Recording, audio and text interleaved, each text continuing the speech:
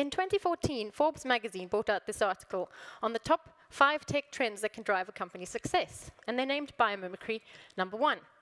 The others were additive manufacturing, software, big data, and the Internet of Things. Now, you all know what those others, number 2 to 5, are, but where does biomimicry fit in? Well, numbers 2 to 5 are all, in fact, exponential technologies that are driving the future of business.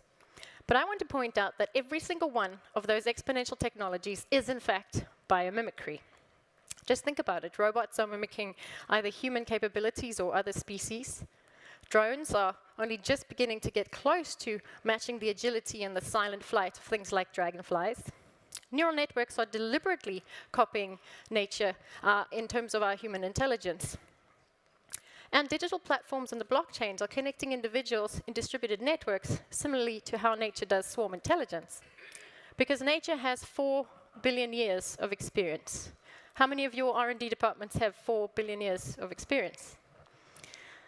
Nature is also subject to exactly the same challenges, the same context that you guys find yourself in. Nature is subject to constant growth, constant change, and high complexity. This is just the map of a single fish in the ocean, its food web of a cod. And then you zoom into the body, the complexity at the small scale is extraordinary.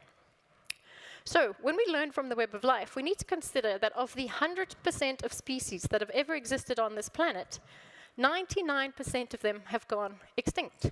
They're failures, they're fossils. And the only remaining ones are the 1% that have figured out how to survive and thrive within that context, the context of complexity, constant change, and constant growth. We need to turn to those organisms that know how to thrive in these kind of contexts. Things like termites that have survived on this planet for over 50 million years.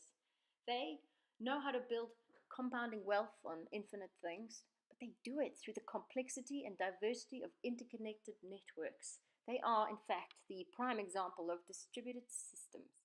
And distributed and diverse systems are what give nature its resilience over time, its ability to adjust to rapid change, constant growth, and the interconnectedness of everything. You see, centralized systems like central dams, central energy supply systems, or central banks are doomed to fail in times of constant growth and rapid change.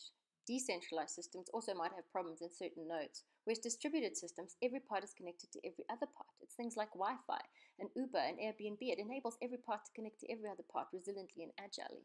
Centralized banks are not agile. Distributed systems are.